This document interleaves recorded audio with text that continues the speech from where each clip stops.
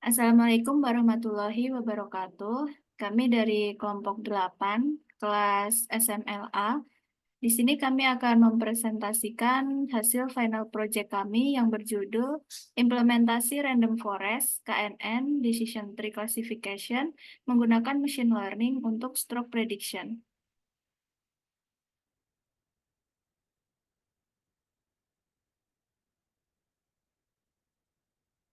Sebelumnya, perkenalkan, saya Tarbiatul Latifah dengan NRP 098 dan rekan saya Gloria Deborah Anggita dengan NRP 147. Lalu ini ada overview dari presentasi kami. Di bab pertama ada pendahuluan, yang kedua tinjauan pustaka, ketiga metodologi penelitian, keempat hasil dan pembahasan, dan yang kelima ada kesimpulan dan rekomendasi. Pada bab pertama ada pendahuluan. Latar belakang dari penelitian ini, yang pertama ada stroke ini merupakan penyebab kematian dan disabilitas kedua terbesar di dunia. Diperkirakan ada 17 juta orang mengalami stroke pada setiap tahunnya. Deteksi dini stroke ini sangat penting untuk meningkatkan peluang keberhasilan pengobatan dan meminimalkan dampak jangka panjang. Machine learning menawarkan potensi besar dalam membantu memprediksi resiko stroke dengan menganalisis pola dalam data medis. Lalu ada rumusan masalah, di sini ada 3. Yang pertama, bagaimana cara membangun model prediksi stroke yang akurat menggunakan 3 metode, yaitu random forest, KNN, dan decision tree.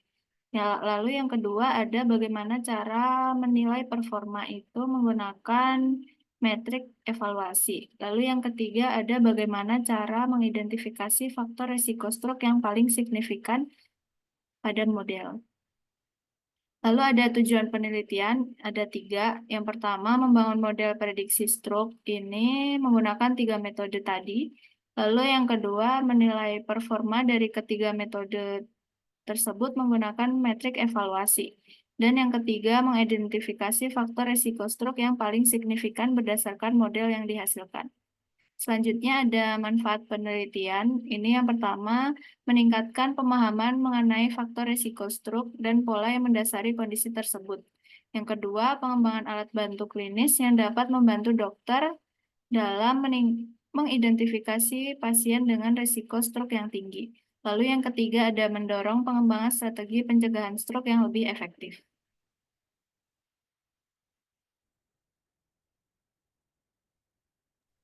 Selanjutnya untuk tinjauan pustaka, itu terdiri dari kami menggunakan penyakit stroke, lalu metode yang kami gunakan yang pertama itu random forest, lalu ada KNN atau K-nearest neighbor, lalu decision tree, itu kami mencari learning curves-nya, cross validation, lalu hyperparameter tuning, lalu kami mencari nilai akurasinya untuk kami bandingkan, lalu untuk metodologinya kami pertama-tama menggunakan sumber data yang berasal dari Kaggle, di mana dataset ini kami menggunakan stroke prediction dataset yang terdiri dari 5.110 pasien. Lalu, untuk variabelnya, kami menggunakan variabel dependent, yaitu variabel stroke. Jika pasien pernah mengalami stroke, itu ya jika 1, tidak itu 0. Lalu untuk X1-nya itu ID untuk setiap pasien, X2-nya itu jenis kelamin setiap pasien, X3-nya itu usia pasien dalam tahun, X4-nya itu apakah pasien pernah memiliki hipertensi, jika tidak itu 0, jika ya itu 1. Yang X5-nya itu apakah pasien memiliki penyakit jantung, jika tidak itu 0, jika iya itu 1. Lalu X6-nya apakah pasien pernah menikah, jika tidak itu 0, dan jika iya itu 1.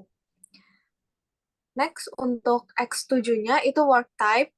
1 itu jika anak-anak, 2 itu jika government job, di mana ini merujuk pekerjaan pada sektor pemerintah.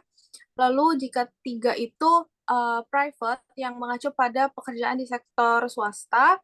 dan 4 itu self-employed. Lalu untuk X8-nya itu jenis tempat tinggal pasien, 0 jika di pedesaan, 1 itu jika di perkotaan. Lalu X9-nya itu rata-rata kadar glukosa pasien dalam darah. X10-nya itu indeks massa tubuh pasien. X11-nya itu status merokok pasien. 1 itu jika individu yang dulunya merokok tapi telah berhenti pada saat data dikumpulkan. 2 itu individu yang tidak pernah merokok di dalam hidupnya, dan yang 3 itu smokes atau individu yang sedang merokok pada saat data dikumpulkan, dan juga 4 itu unknown untuk data yang tidak diketahui. Next. Nah, langkah analisisnya itu kami menggunakan 9 langkah, di mana yang pertama itu kita menyiapkan dengan mengidentifikasi dan juga melakukan pre-processing data yang terdiri dari mengecek apakah datanya terdapat missing value atau duplikasi data dan juga outliers data. Lalu yang kedua itu mengidentifikasi karakteristik dari dataset. Lalu kami juga membuat visualisasi data. Lalu kami langsung membuat ke pemodelan. Yang pertama itu kami membangun model prediksi stroke yang akurat menggunakan random forest classification, dilanjutkan dengan KNN, lalu dengan decision tree. Lalu dari ketiga model tersebut kami menilai performa dengan metrik evaluasi. Selanjutnya kami juga mengidentifikasi faktor risiko stroke yang paling signifikan berdasarkan model yang dihasilkan, dan dari hasil penilaian performa dan juga identifikasi, itu kami menarik kesimpulan dan memberikan rekomendasi atau saran. Kemudian di bab 4 ini ada hasil dan pembahasan. Yang pertama, kami melakukan pre-processing data.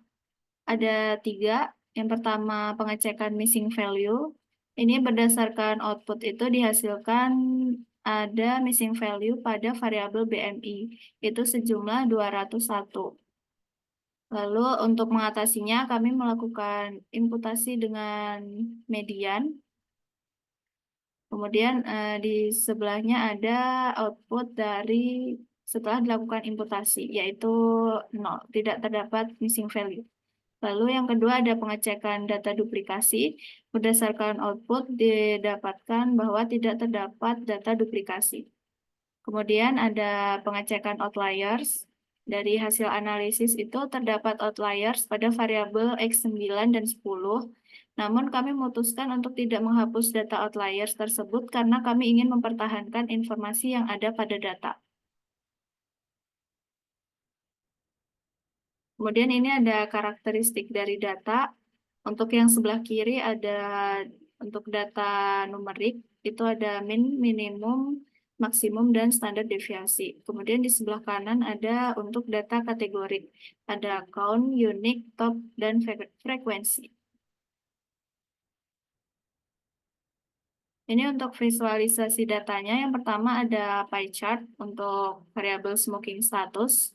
Itu mayoritas orang dalam populasi tersebut tidak pernah merokok, ada 37%. Lalu sebagian kecil masih merokok, itu ada 15%, atau pernah merokok tapi sudah berhenti, ada 17%, serta 30% tidak diketahui. Kemudian selanjutnya ada bar chart untuk work type. Work type terbanyak itu ada di sektor swasta atau private, yaitu sebesar 2.924 orang. Wira swasta, anak-anak, dan pekerja pemerintah memiliki jumlah yang hampir sebanding. Sementara jumlah orang yang tidak pernah bekerja sangat kecil, yaitu hanya sebesar 22 orang. Kemudian visualisasi selanjutnya ada histogram untuk usia. Di sini secara umum jumlah populasi menunjukkan variasi yang cukup besar di seluruh rentang usia. Dengan puncaknya itu ada di kelompok usia 50-60 tahun. Lalu selanjutnya ada pair plot. Di sini terlihat bahwa pasien laki-laki dan perempuan ini memiliki distribusi usia yang mirip, sementara rata-rata gula darah dan pasien laki-laki cenderung lebih tinggi dibandingkan perempuan. Distribusi BMI pada pasien laki-laki dan perempuan juga mirip. Selanjutnya ada heat map. Di sini variabel yang korelasinya paling kuat terhadap stroke adalah variabel age dengan 0,25. Pada umumnya dapat disimpulkan bahwa korelasi antar variabel adalah lemah. Metode yang pertama ini kami menggunakan random forest. Dari grafik di samping itu dapat terlihat bahwa akurasi model pada data training itu mencapai 99,99%, yang berarti bahwa model hampir secara tepat memprediksi data. Lalu akurasi model pada data tes itu ada 93,84%. Artinya kinerja model random forest ini sudah baik dalam memprediksi data testing dan juga dapat diketahui bahwa model machine learning termasuk dalam kategori good fit. Selanjutnya kami melakukan cross validation. Di sini terlihat bahwa nilai skor validasi silangnya itu antar lipatan dengan nilai tertingginya ada 0,951 dan nilai terendahnya 0,945. Model ini cenderung memiliki kinerja yang baik karena skor rata-rata dari lipatannya itu 0,95. Lalu berdasarkan learning curve-nya ini diperoleh untuk data tesnya itu ada di nilai 0,898. Artinya kinerja model dalam memprediksi data tes itu sudah cukup baik. Selanjutnya, karena ada indikasi overfitting, kami melakukan hyperparameter tuning. Diperoleh base hyperparametersnya itu max depth-nya itu non, max features-nya itu SQRT, minimal sample lift-nya itu 1, minimal sample split-nya 5, dan N estimators-nya itu 50. Model random forest dengan hyperparameter terbaik menunjukkan kinerja yang sangat baik dengan akurasi cukup tinggi, itu ada 0,9393. Lalu presisi yang baik, recall yang sangat baik, dan F1 score yang seimbang. Model ini sangat efektif dalam mengklasifikasikan data dengan benar, meskipun perlu diperhatikan bahwa terdapat sedikit trade-off antara presisi dan recall. Selanjutnya, metode yang kedua itu K-nearest neighbor. Itu berdasarkan hasil learning curves yang didapat, itu diketahui bahwa akurasi rata-rata nilai pada train itu sebesar 95,81%. Yang berarti bahwa model hampir secara tepat itu memprediksi data. Lalu untuk rata-rata akurasi learning curves pada data tes itu sebesar 92,97%. Artinya kinerja model machine learning cukup baik dalam memprediksi data testing dan juga dapat diketahui bahwa model ini termasuk dalam kategori good fit. Lalu karena terdapat indikasi overfitting juga, kami melakukan cross validation yang pertama. Lalu kami melihat bahwa terdapat lipatan yang jaraknya tidak jauh namun bervariasi. Dengan skor tertingginya itu 0,951 dan yang terendahnya 0,103. Dan model ini cenderung memiliki kinerja yang baik dengan skor rata-rata antar lipatannya itu sebesar 0,937.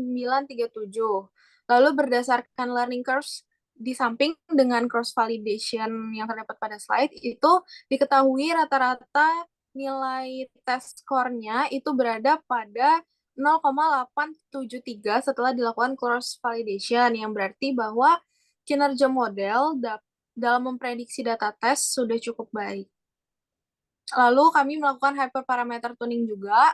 Didapatkan untuk metode ini yang optimal itu menggunakan matriks dengan jarak Manhattan dan memiliki 4 tetangga terdekat. Lalu untuk tingkat akurasinya sebesar 94% pada data testing, artinya itu model machine learning mampu memprediksi kelas dengan benar untuk 94 dari sampel data testing. Lalu untuk precision, recall, dan juga F1 score itu juga sudah cukup baik karena di atas 80%. Lalu untuk model yang ketiga, kami menggunakan decision tree. Seperti pada gambar learning curves di samping itu terlihat untuk rata-rata nilai pada data trainnya itu sebesar 1. Lalu untuk rata-rata nilai learning curves pada tes itu sebesar 89,99%. Artinya, kinerja model machine learning itu cukup baik dalam memprediksi dataset tes karena akurasinya telah berada di atas 80% dan menandakan bahwa model ini termasuk dalam kategori good fit.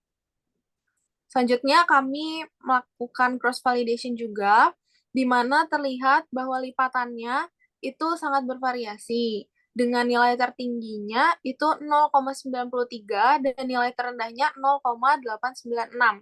Model ini dengan 10 lipatan tersebut memiliki rata-rata sebesar 0,913. Lalu berdasarkan learning curves dengan validation, itu didapatkan rata-rata test score setelah dilakukan cross validation itu sebesar 0,843 yang berarti bahwa kinerja model dalam memprediksi data tes sudah cukup baik karena telah berada di atas 80%. Next, untuk hyperparameter tuningnya, untuk maksimum dari decision tree yang optimal, kedalamannya itu adalah 5.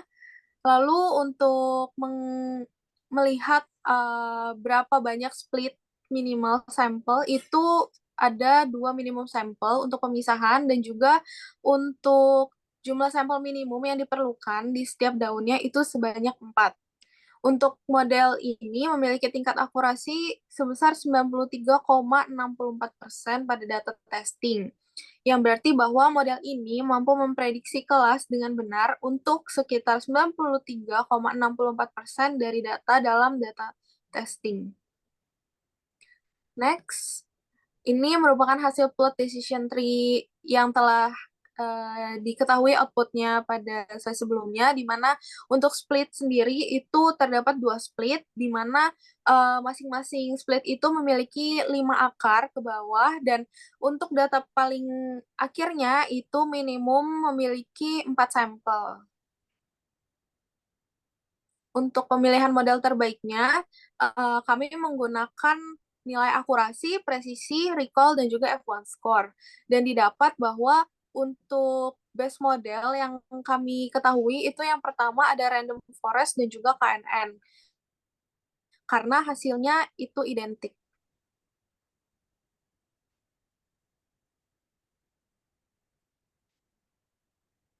Kemudian untuk bab selanjutnya itu ada kesimpulan dan rekomendasi.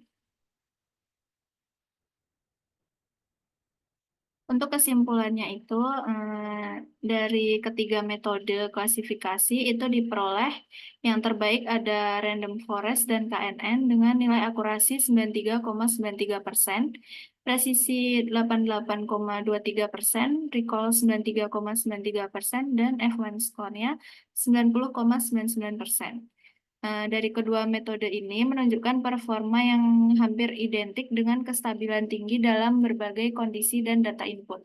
Hasil identik ini disebabkan karena kedua metode ini menangkap pola data yang beragam dan memberikan prediksi yang stabil serta konsisten melalui pendekatan yang berbeda.